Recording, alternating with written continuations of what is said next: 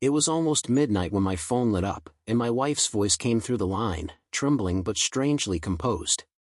"I'm at my friend's house," she said, her tone clipped, rehearsed even, like she had prepared this excuse hours before. The only problem? Her supposed friend was sitting right beside me on the couch, staring wide-eyed as the words came through my speaker. In that moment, my entire world tilted, and I realized nothing about my marriage was what it seemed. Before we jump back in, tell us where you're tuning in from, and if this story touches you, make sure you're subscribed, because tomorrow, I've saved something extra special for you. My name is Marcus, and I never thought my life would unravel in such a bizarre, twisted way. If you had asked me 2 years ago, I would have told you that my wife, Lydia, was the center of my world, the person I trusted more than anyone else. We had built a life together in a quiet suburb outside of Denver, where I worked as an operations manager for a shipping company and she ran a small interior design business from home. We weren't rich, but we were comfortable, and I thought comfort meant safety. That illusion shattered the night she made that call. To understand why that phone call hit me like a freight train, you have to understand who Lydia was to me and what our marriage represented. She was radiant, the kind of woman who turned heads without trying, but she wasn't vain. Or at least, that's what I believed. Lydia was thoughtful, always remembering little things like the brand of coffee I liked or the exact way I folded my shirts. She had a way of making the ordinary feel special. I used to tell my friends that marrying her was the best decision I had ever made, and I meant it with every fiber of my being.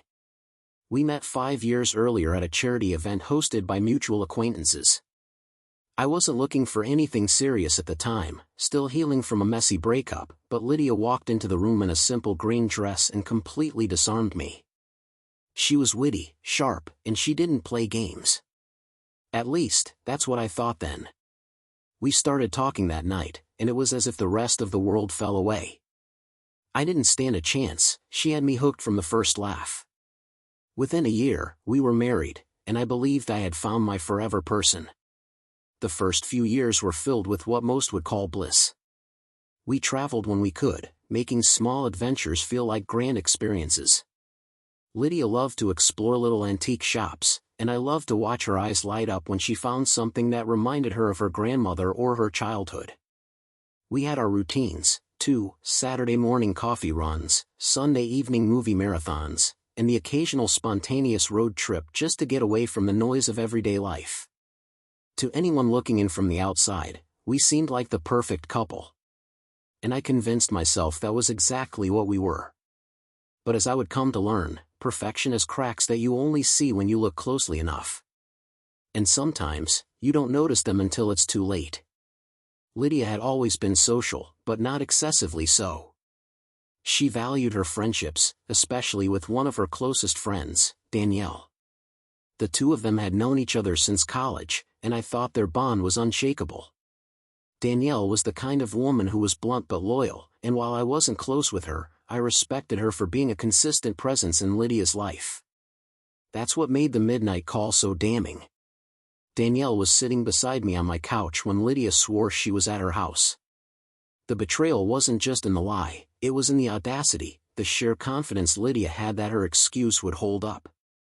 That night, as I stared at the phone in my hand and then at Danielle's pale, shocked face, my mind raced. Was this real? Was my wife lying so boldly, not realizing how fragile her cover story was? Or had she simply become so comfortable in her web of deceit that she believed it would never unravel? My stomach twisted as a sense of dread settled over me. This wasn't just about one lie. This was the thread that, once pulled, would unravel the entire fabric of our marriage. Even as the call ended, with Lydia promising she'd be home soon, I felt my chest tighten. Danielle sat frozen, glancing between me and the phone as if she couldn't quite believe what she had just heard. "Marcus," she finally whispered, her voice trembling, "she's not here. She hasn't been here all night." The words confirmed what my gut already knew. Something was horribly wrong. And that was the moment everything changed, the exact point where I realized my trust had been misplaced, and the woman I thought I knew might have been a stranger all along. Looking back now, that phone call was more than just a turning point. It was the crack of thunder that preceded a storm I never saw coming. It was the moment that forced me to question every late night, every vague explanation, every detail I had brushed off as unimportant. That was the beginning of the end, though I didn't yet realize how deep the rabbit hole would go.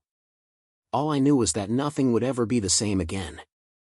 In order to understand how devastating that phone call was, I need to take you back to what life with Lydia looked like before everything came crashing down. Because on the surface, ours was the kind of marriage people admired. Friends would tell me I had hit the jackpot with her. Family would point to us as proof that two people from very different backgrounds could build something stable together. Lydia came from a small town in Oregon, raised in a modest household by parents who worked tirelessly to give her and her younger brother opportunities they themselves had never had. She had that small-town warmth and a natural charm that drew people to her without effort. By contrast, I grew up in a busy city, the product of divorced parents who taught me more about endurance than about love. Maybe that's why I fell so hard for her. She represented the kind of stability I'd always longed for. Our home was modest but comfortable, a 3-bedroom house with a small yard that Lydia took great pride in decorating. She had a knack for design, and people often joked that our place looked like something out of a magazine spread. She loved hosting, arranging wine nights with her friends, and turning even small gatherings into memorable evenings. I played my part too, often manning the grill or telling stories that got everyone laughing. Together, we seemed like a team. And for a long time, I believed we truly were. We had inside jokes, subtle glances across crowded rooms, and the kind of rhythm you only get when you know someone deeply. At least, that's how it felt to me. I wasn't naive about marriage. I knew it wasn't always going to be perfect. We had arguments, of course, usually about trivial things like whose turn it was to do the dishes or how much money we should be saving versus spending. But we always made up quickly, never letting resentment linger. That was one of the things I admired most about Lydia. She seemed committed to keeping us strong, or so I thought. She'd often reassure me with small gestures, slipping a note into my lunch, texting me in the middle of a busy workday just to say she missed me. Those moments felt authentic, and they built the foundation of trust one clung to for years. Lydia's work as an interior designer gave her flexibility, but it also demanded networking and client meetings at odd hours. I respected her dedication. She was ambitious and creative, and I wanted to support her dreams as much as she supported mine. When she told me she had to meet clients in the evening or attend design showcases on weekends, I didn't question it. Why would I? She had never given me a reason to doubt her. At least, not in those early years. I was proud of her success, and I often bragged to friends about how talented she was, how she was building a name for herself in a competitive field. In my mind, her achievements were our achievements. We were building a future together, brick by brick. I remember Sunday mornings most vividly. We had a ritual of brewing a fresh pot of coffee, sitting out on the porch with our mugs, and planning the week ahead. She'd talk about upcoming projects, and I'd share updates about work at the shipping company.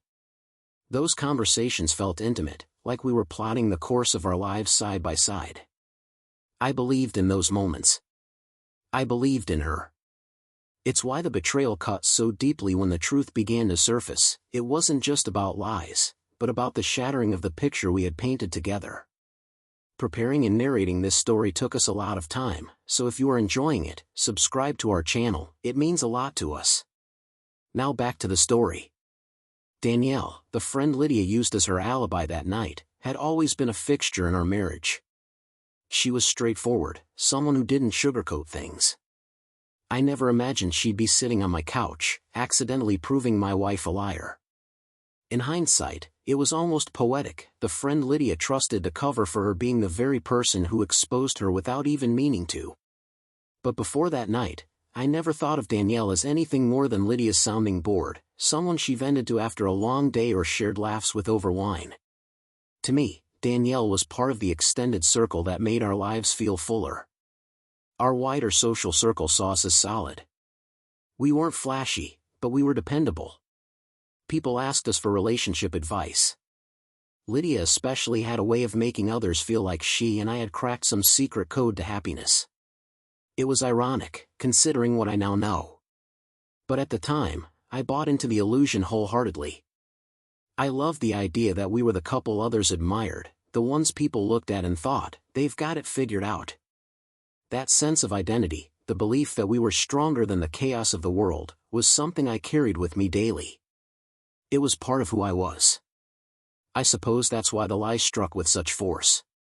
Because when you build your entire identity around the idea that someone is your partner, your anchor, in your safe place, discovering that they might not be who you thought they were doesn't just hurt, it dismantles the very foundation of your life. The midnight phone call didn't just expose Lydia's dishonesty. It ripped away the stability I had clung to for years, leaving me questioning not only her but myself. How could I have missed the signs? How could I have been so blind? That was the world I lived in before the storm, structured, comfortable, and safe, or so I believed. And it's important to understand that because without that foundation, the cracks that came later wouldn't have seemed so devastating. But with it, the lies carried more weight, the betrayal more sting. Because she hadn't just betrayed a husband, she had betrayed a man who trusted her more than he trusted his own instincts. When I think back to how it all began, I can still remember the electric thrill of those first days with Lydia. Before the lies, before the midnight phone calls and the unraveling of everything I thought I knew, there was a time when she was the most captivating woman I had ever met. It started at that charity event, but the story of us really took root in the months that followed. Lydia had this magnetic pull, a kind of energy that made me feel like I was the only person in the room whenever she looked at me. That feeling was intoxicating, and I craved it more with every encounter. Our first real date was at a small Italian restaurant tucked into a side street downtown, the kind of place you'd miss if you weren't looking for it. She wore a simple blouse and jeans, nothing extravagant, but I swear I couldn't take my eyes off her. We talked for hours that night about everything and nothing, books we had both read, movies we loved, our families, our dreams for the future. There was no awkward silence, no forced laughter, just an effortless flow that made me feel like I'd known her forever. She had a way of listening intently, leaning forward with her chin in her hand, eyes sparkling like she was drinking in every word I said. That kind of attention makes a man feel invincible. Over the next few weeks, our relationship grew quickly. I was cautious at first, I'd been burned before, and I didn't want to make the same mistakes. But Lydia had a way of breaking down my defenses. She wasn't afraid to tease me, to challenge me, to push me out of my comfort zone.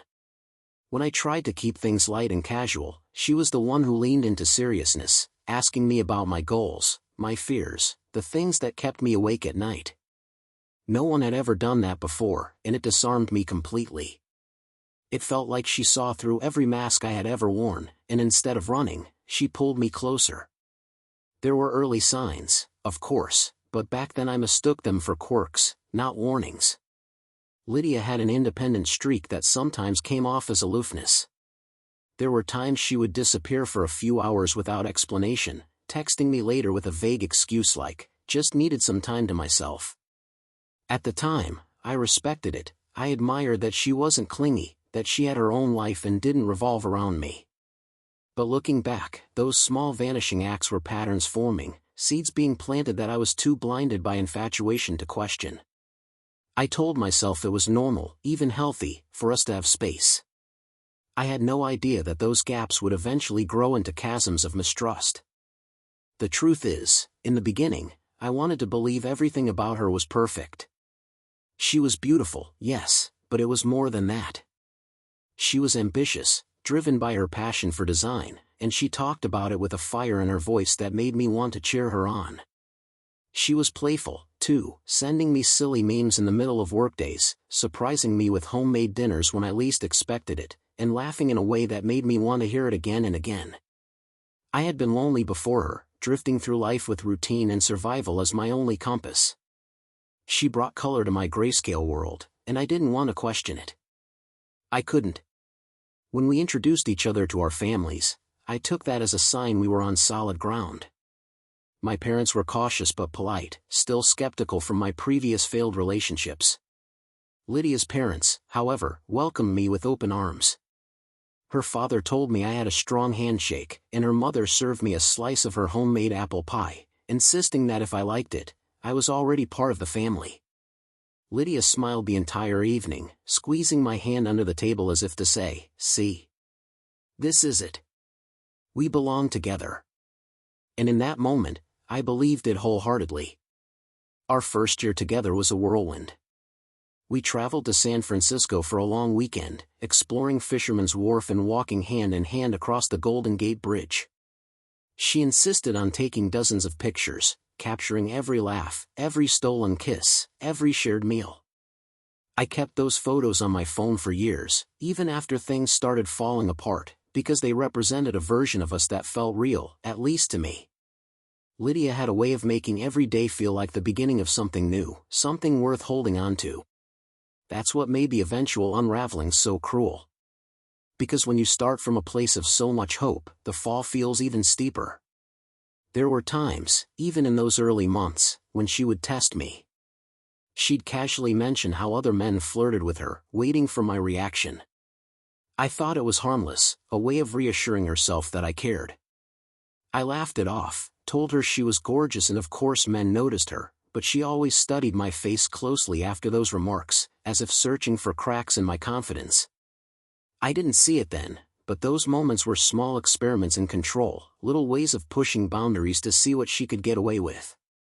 I let them slide, chalking them up to insecurity, never realizing they were part of a larger pattern that would one day consume us. Still, I threw myself into the relationship with everything I had.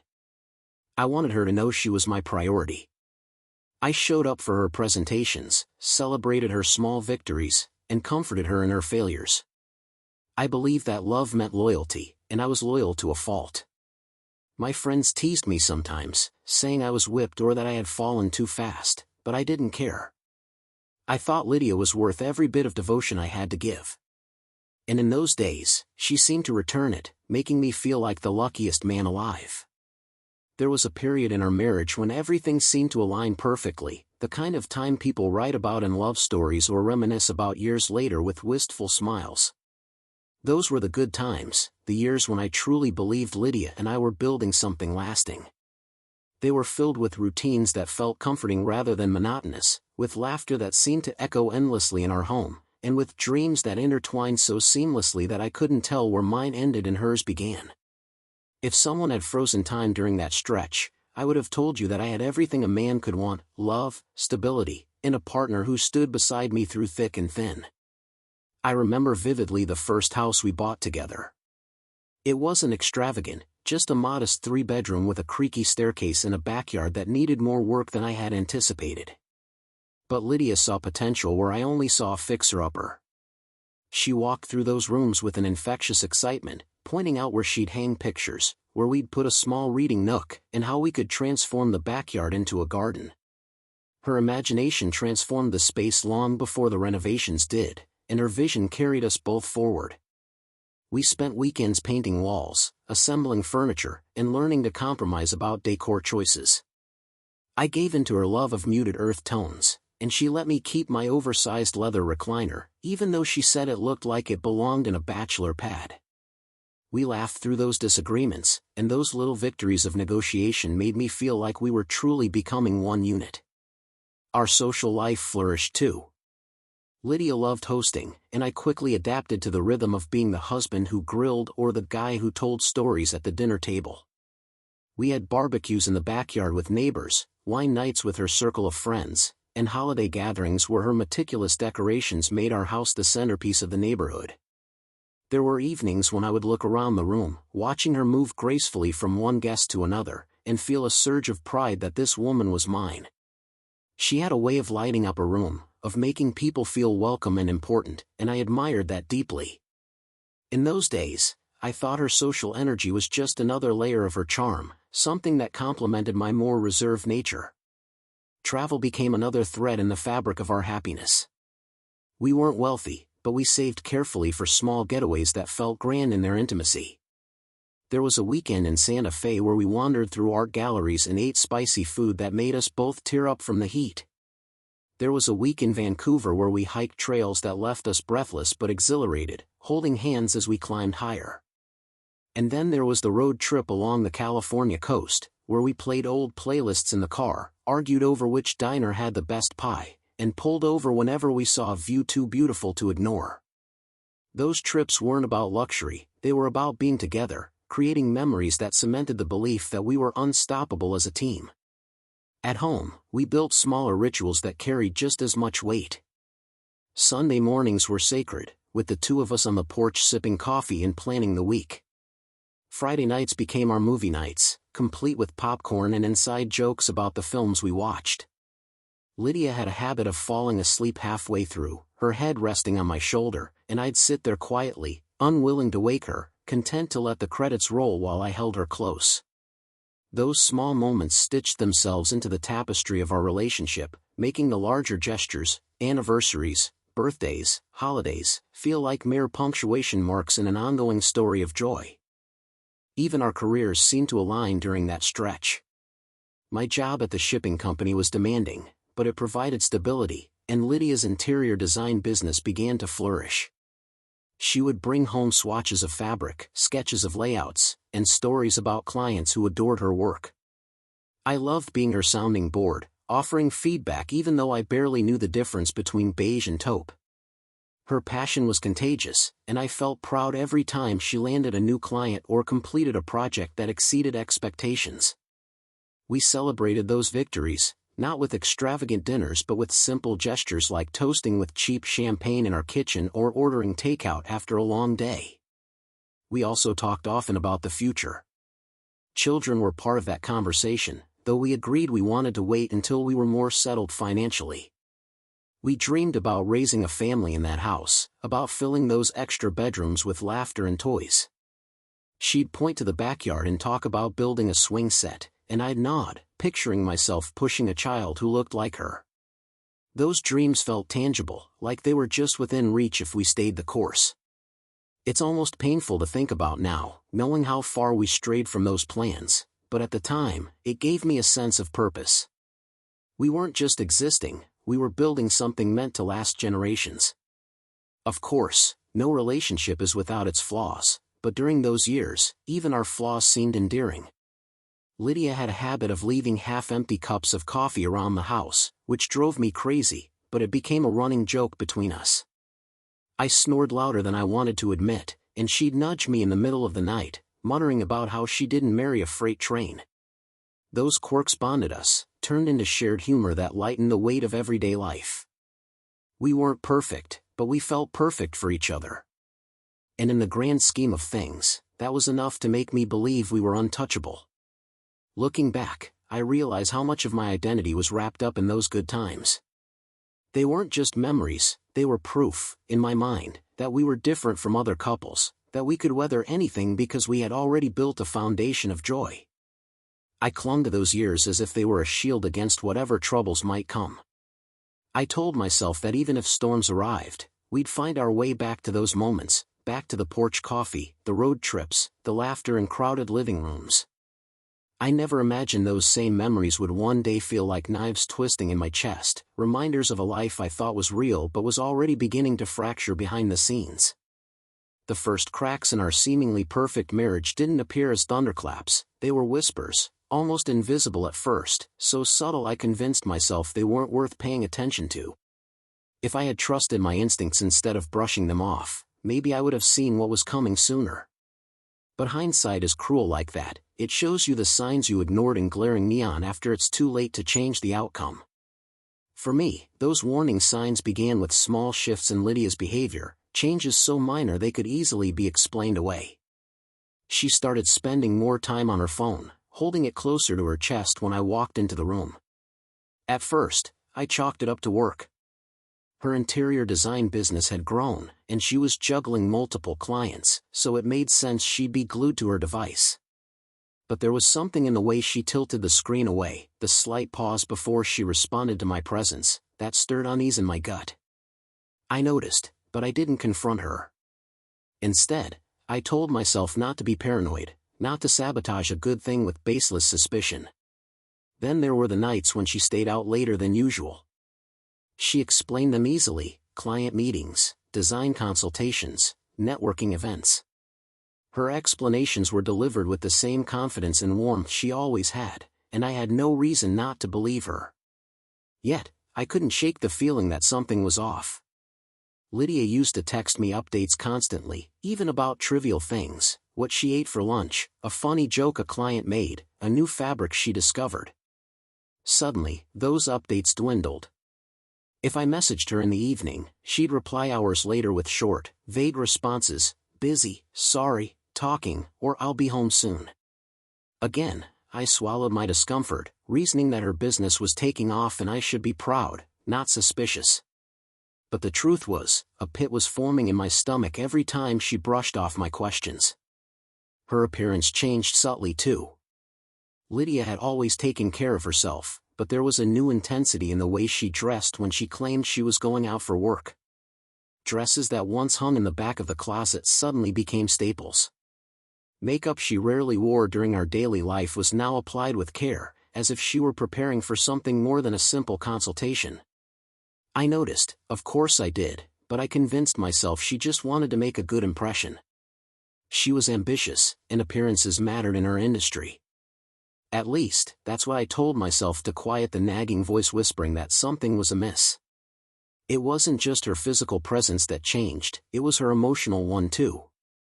Lydia had always been attentive, quick to laugh at my jokes or engage me in deep conversation. But over time, her attentiveness dulled.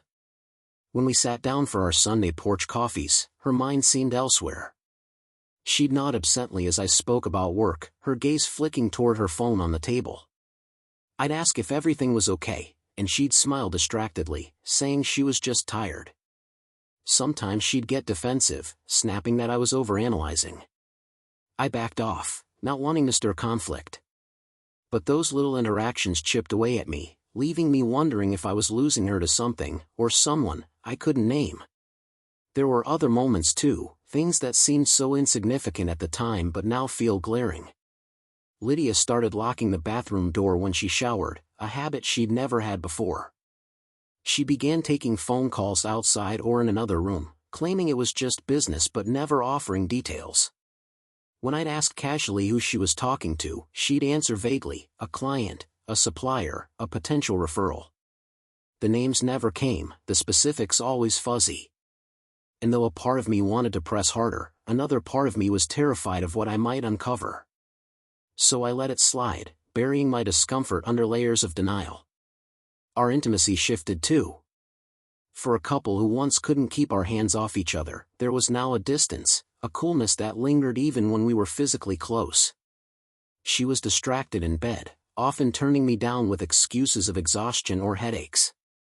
At first, I accepted it: life gets busy, stress takes a toll. But after weeks stretched into months, I started to feel the growing void between us. I told myself it was temporary, that once her work calmed down, we'd find our rhythm again. But in truth, I felt like I was reaching for someone who was no longer there. Friends and family noticed changes too, though subtly. My sister once asked why Lydia didn't come to a family dinner, when she'd previously been enthusiastic about such gatherings. I explained she had a work commitment, and my sister raised an eyebrow, saying, "She's been really busy lately, huh?" I laughed it off, but inside, the comment stung. It wasn't just me noticing the distance, it was becoming visible to others.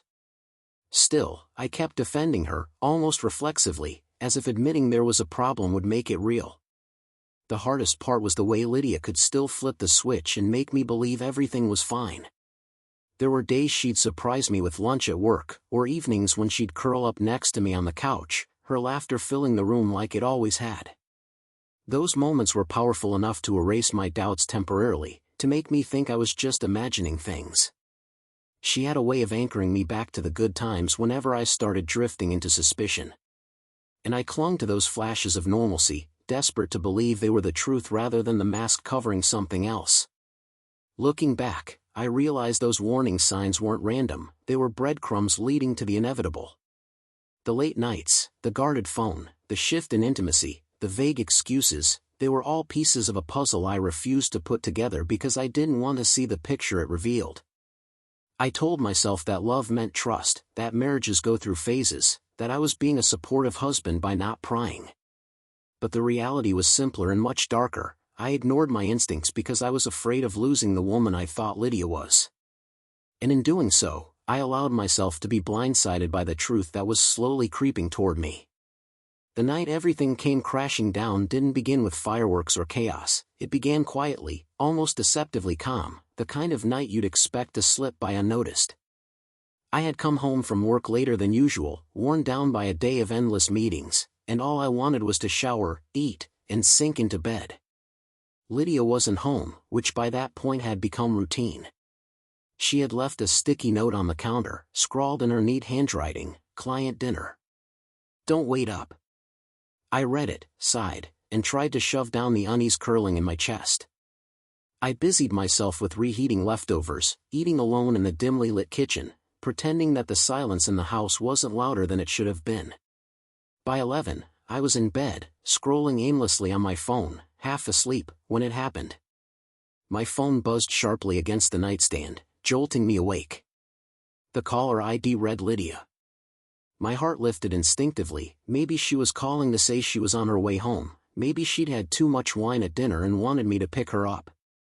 I swiped to answer, my voice groggy as I said hello. What I heard next shattered any illusion of normalcy I had been clinging to. "Hey," her voice was soft, almost hesitant, "I'm at Kayla's house.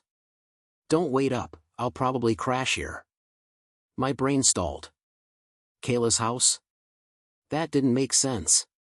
Not because Lydia hadn't stayed over at Kayla's before, she had, a few times during late-night work sessions, but because Kayla wasn't at her house. She was sitting right beside me on the couch, sipping tea, scrolling on her phone, and complaining about her own boyfriend's lack of communication. We'd been catching up for the past hour because she had stopped by unexpectedly after her yoga class. I froze, my hand tightening around the phone as my eyes darted to Kayla. She looked up at me curiously when she noticed my expression, mouthing, "What?" while raising an eyebrow. I didn't answer her. Instead, I felt the room tilt, reality distorting as Lydia's lie echoed in my ear. My wife was claiming to be with her best friend, while that very friend was sitting in my living room. I didn't let on immediately. My instincts told me to play it cool, to not reveal what I knew just yet. "All right," I said slowly, my voice steady despite the storm brewing inside me, "get some rest. I'll see you tomorrow." She seemed relieved at my response, replying with a casual "love you" before hanging up. I sat there in silence for a moment, phone still in my hand, pulse racing so hard I could hear it in my ears. Kayla leaned closer, concerned now, asking, "What's wrong?" "Was that Lydia?" My mouth felt dry as I nodded. Then I asked the question that hung between us like a guillotine. "She said she's at your house tonight. Why would she say that?" The words slipped out sharp and heavy. Kayla blinked in shock, lowering her mug slowly, confusion etched across her face. "What? That doesn't make sense. I've been here with you." "Why would she?" Her voice trailed off as realization dawned. Her lips pressed into a tight line, and she whispered, "She's lying." "But why?" The room filled with a suffocating silence, broken only by the ticking of the clock on the wall. 1,000 thoughts raced through my head. Where was Lydia really? Who was she with? And why would she use Kayla's name as her cover? The betrayal felt sharper because she had chosen her best friend as the alibi, dragging someone we both trusted into her deception. I stared at Kayla, searching her expression for any hint that she might be covering for Lydia, but all I saw was genuine bewilderment. She shook her head firmly, repeating, "I swear I had no idea. If she's lying, she didn't tell me anything about it." I believed her, not because I wanted to, but because her reaction was too raw, too uncalculated to be anything but real. I excused myself and stepped outside onto the porch, the cool night air hitting me like a bucket of ice water. I dialed Lydia again, needing answers, but she didn't pick up. Straight to voicemail. My chest tightened, anger and dread churning inside me like a storm. I paced back and forth, the weight of the lie sinking deeper with every unanswered call. Eventually, I went back inside, where Kayla sat with her arms crossed, staring at the floor. "What are you going to do?" she asked softly, as if afraid of my answer. I shook my head, still too stunned to form a plan. All I knew was that something inside me had shifted irreversibly. The trust one had stubbornly clung to, even when the warning signs piled up, had been shattered in an instant by a single, careless lie. That night I didn't sleep. I lay awake, staring at the ceiling, replaying the call over and over, dissecting every word, every pause, every inflection in her voice. I thought about the sticky note on the counter, the vague excuses, the sudden distance, the nights she'd come home smelling faintly of cologne that wasn't mine. All the little things I had brushed aside now came roaring back with brutal clarity. I wasn't crazy. I wasn't paranoid. She had been lying, and the evidence was undeniable. By the time dawn crept through the blinds, painting the room in pale light, I knew the path ahead wouldn't be easy. But I also knew I couldn't ignore this anymore. Lydia had crossed a line, and I couldn't unhear that midnight phone call. Kayla texted me early the next morning, still shaken by the whole thing. "Are you okay?" she wrote. I stared at the screen for a long moment before replying, "Not really. But I'll figure it out." It was the only thing I could say. The truth was, I didn't feel okay at all. I felt like my world had been pulled out from under me, and I was left standing in the wreckage of a life I thought I understood. I didn't know what Lydia's next move would be, but I knew mine. I was going to find out exactly where she had been that night, and who she had been with. No more excuses. No more denial. The mask had slipped, and I was ready to see what lay beneath it, no matter how much it hurt. The next few days after that midnight phone call felt like I was living in an alternate reality, one where nothing was solid and everything I thought I knew about my marriage was dissolving right in front of me. I went about my routines as if on autopilot, showering, shaving, heading to work, but my mind was completely elsewhere, spinning in circles around that single lie Lydia had told. I kept hearing her voice, soft and steady, telling me she was at Kayla's house while Kayla sat right beside me. That detail would never leave me, because it wasn't just a slip of the tongue or a small fib to avoid confrontation. It was a calculated lie, one that relied on me not checking, not questioning, and swallowing her story without a second thought. And maybe that had worked for her before. But not anymore. This time, I wasn't going to let it go. I needed perspective, though.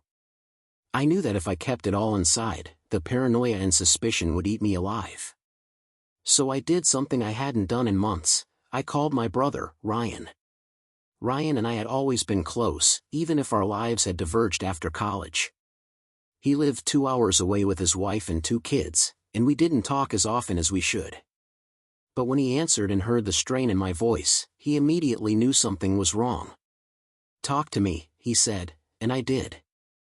I told him everything, from the sticky note on the counter to the late-night call to Kayla's stunned reaction when she realized she'd been used as a cover.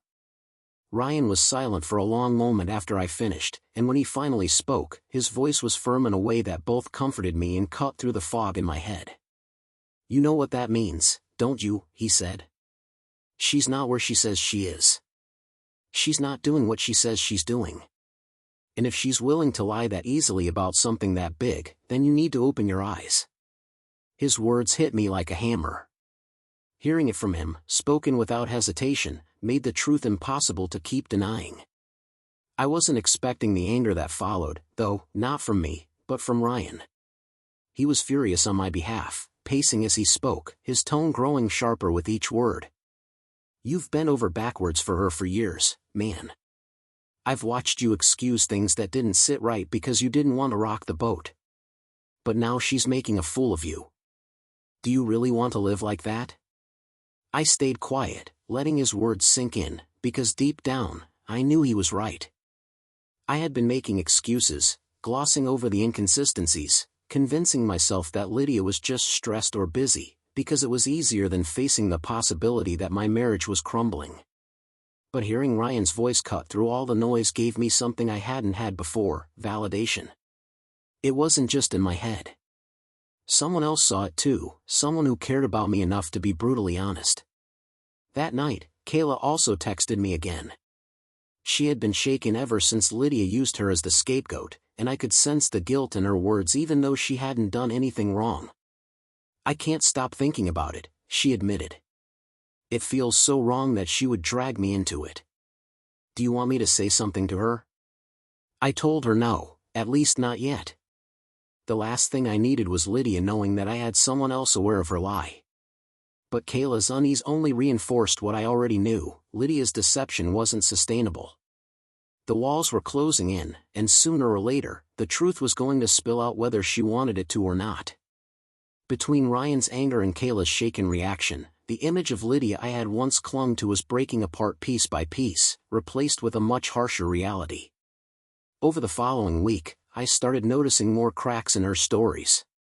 One night she claimed she had a late meeting with a client, but when I casually asked who it was, she stumbled over the name before quickly changing the subject. Another night she said she was going out with coworkers, but when I checked her Instagram later, I saw no tags, no photos, no signs that she was with anyone from her office. I wasn't stalking her, at least that's what I told myself. I was simply gathering the pieces of a puzzle that she had laid out without realizing it. And every piece pointed to the same conclusion: she was living a double life.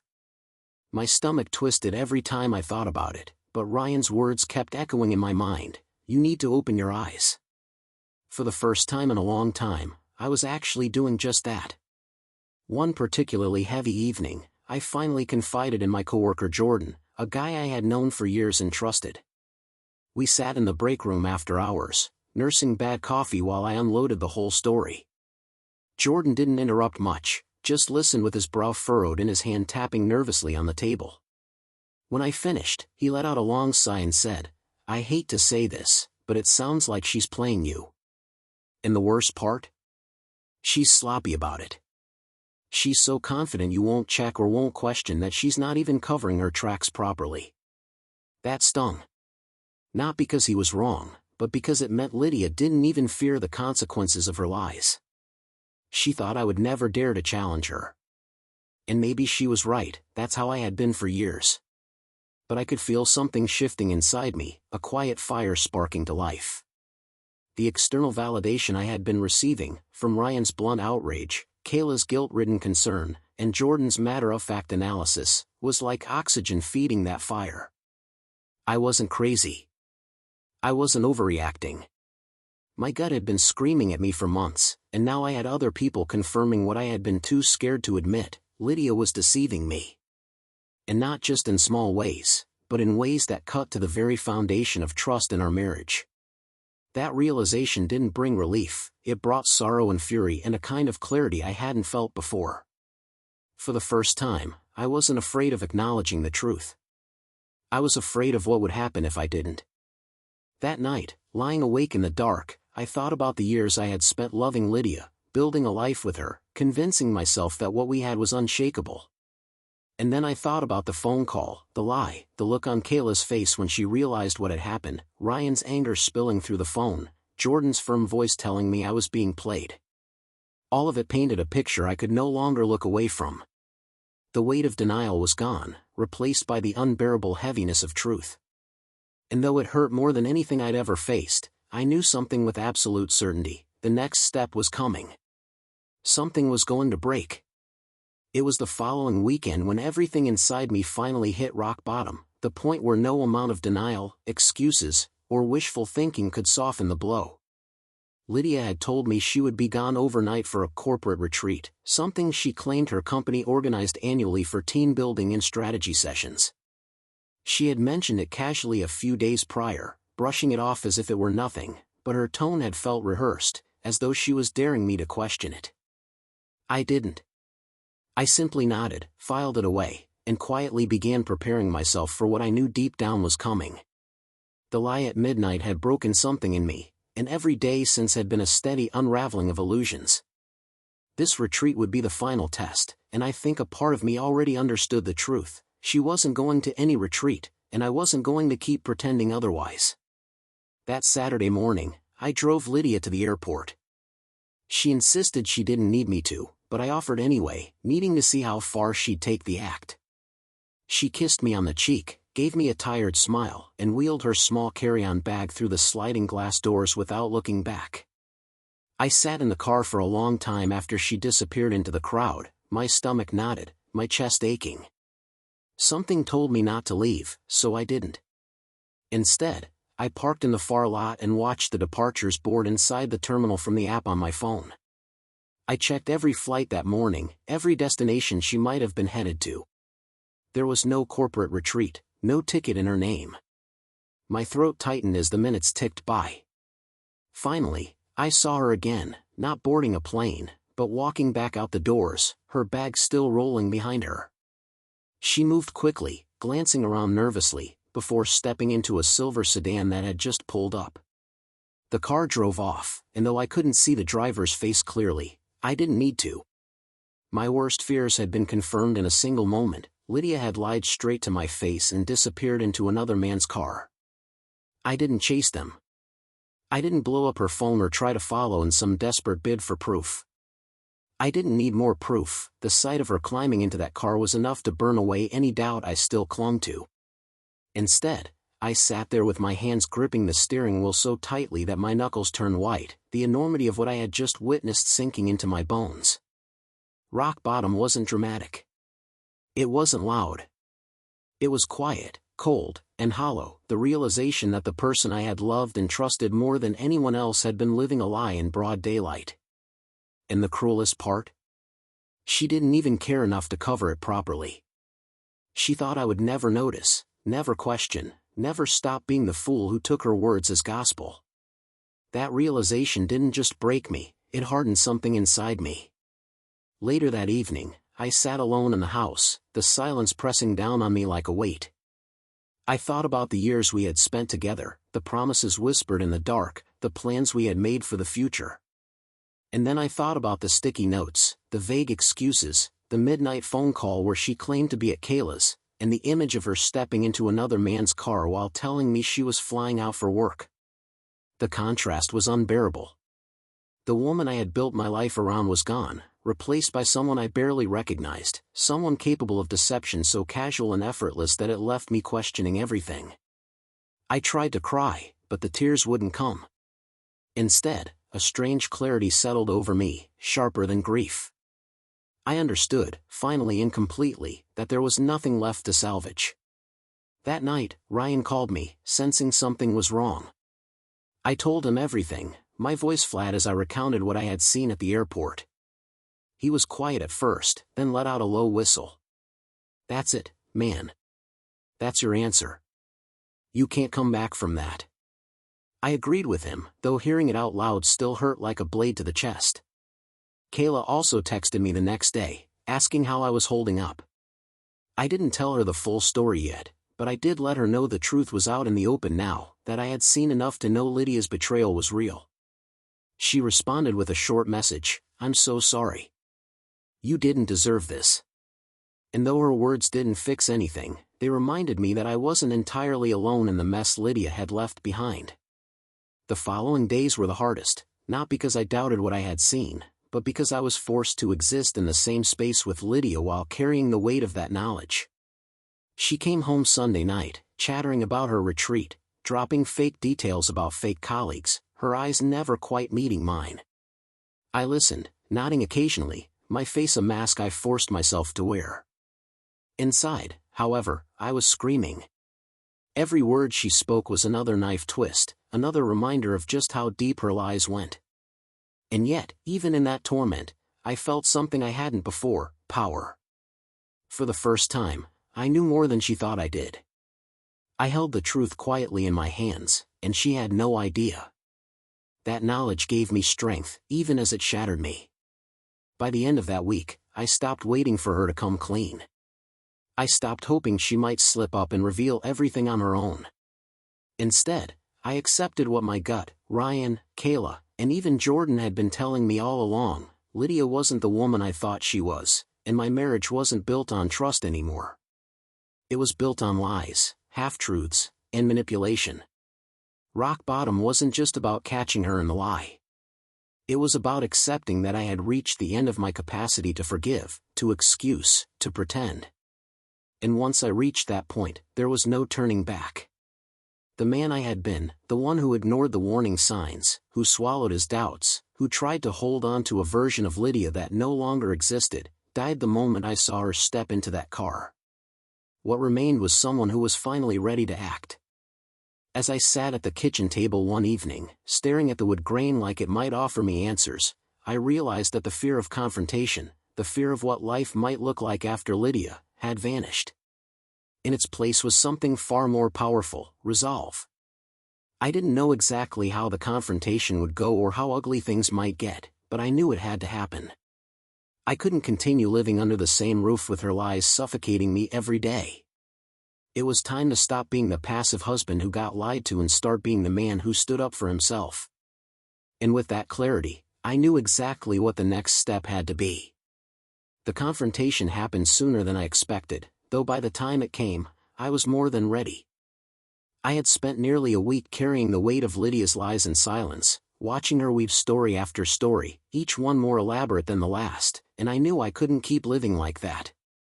I couldn't sit at the same dinner table, listen to her recount her workdays, and pretend I didn't see the hollowness in her eyes when she spoke. The moment of clarity I had reached at the airport stuck with me. There was no saving this, no patching together a marriage built on deceit. The only thing left to do was face her directly and reclaim what little dignity I had left. So that Friday evening, when she came home later than usual, I sat at the kitchen table waiting, the house dim except for the glow of a single lamp. I didn't greet her with my usual questions or a smile. I simply watched as she set her bag down and slipped off her coat, her voice cheery as she launched into yet another tale about being stuck in traffic after a late meeting. It was then I cut her off. "Where were you really?" I asked, my voice sharper than I intended. She froze, her back still half turned toward me, and I saw the slightest twitch in her shoulders before she turned around, forcing a confused smile. "What do you mean?" she asked lightly, but I could hear the edge of fear in her tone. I leaned forward, my elbows on the table, eyes locked on hers. "Don't play dumb with me, Lydia. I saw you last weekend. I dropped you off at the airport, and instead of going inside, you walked back out and got into a car. So tell me, whose car was it? Who have you been lying to me about all this time?" The words came out steady, but my hands trembled beneath the table. She blinked rapidly, her mouth opening and closing like she was searching for an excuse, some clever fabrication to get her out of the noose tightening around her. But for once, the lies didn't come easily. Her face paled, and for the first time in months, she looked stripped of control. Her first attempt at a defense was weak. She muttered something about a colleague giving her a ride to a retreat nearby, but the words rang hollow even to her own ears.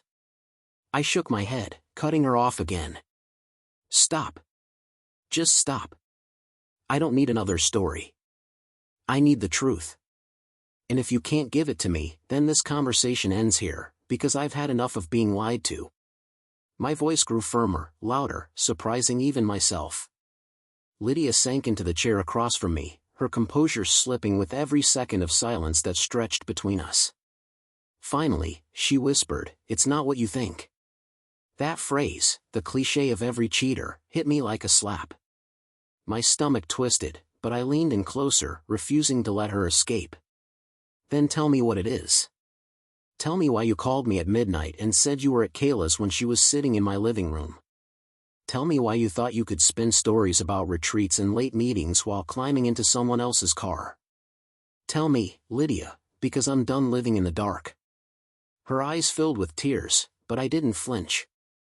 I had spent too long mistaking tears for remorse, mistaking silence for honesty.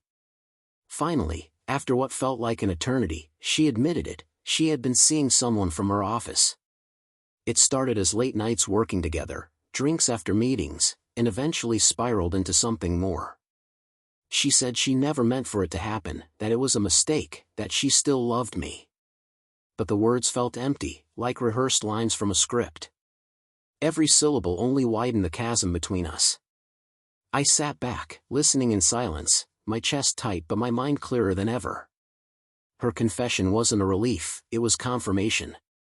Confirmation that the gut feelings I had buried for so long had been right all along. Confirmation that the life we had built was already gone, replaced by a web of betrayal she had spun without remorse until she got caught. When she finished, sobbing into her hands, I didn't yell. I didn't throw anything. I didn't fall apart the way I once feared I would if this day ever came. Instead, I felt a strange calm settle over me. I stood slowly, walked to the counter, and picked up the envelope I had prepared days earlier. Inside were the documents I had drafted after speaking with an attorney earlier in the week, divorce papers. I set the envelope on the table between us, the sound of it landing making her flinch. "I already knew," I said quietly. "And I already made my decision. This isn't a marriage anymore, Lydia. It's a performance, and I'm not your audience anymore." Her sobs grew louder, desperate now, her hands reaching out across the table as if she could pull me back into the illusion we'd been living. "Please, Michael, please don't do this. We can fix it. I'll stop seeing him, I swear. Just give me another chance." But I shook my head, feeling both the weight of finality and the relief of release. "You already had all the chances, and you chose lies every time. I'm done." The days that followed were brutal in their own way. Lydia alternated between begging for forgiveness and lashing out in anger, accusing me of giving up too easily, of not fighting for our marriage. But I no longer felt the sting of her words. The truth had freed me from the prison of self-doubt and gaslighting I had lived in for so long. Ryan stood by me every step of the way, reminding me that I was doing the right thing, while Kayla offered quiet support from a distance, careful not to insert herself too deeply but always making sure I knew I wasn't alone. The paperwork was messy, the conversations exhausting, but through it all, I held on to the one thing that kept me steady: clarity. I had seen the truth with my own eyes, and there was no going back.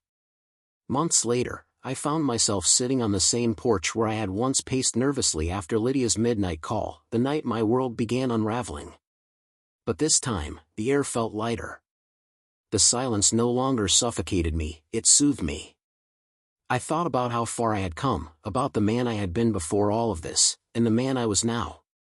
Betrayal had broken me, yes, but it had also rebuilt me into someone stronger, someone who understood his worth and his limits. The scars were still there, but they didn't ache anymore. They were just reminders of a battle I had survived. If there was one thing I learned through it all, it was this: lies don't just erode trust, they destroy the foundation of everything you've built. And when someone shows you who they are through their actions, you have to believe them, no matter how much it hurts. For anyone out there ignoring the red flags, convincing yourself that love alone can fix what's broken, I hope my story reminds you of this truth: sometimes, the bravest thing you can do is walk away. Up next, you've got 2 more standout stories right on your screen. If this one hit the mark, you won't want to pass these up. Just click and check them out. And don't forget to subscribe and turn on the notification bell so you don't miss any upload from us.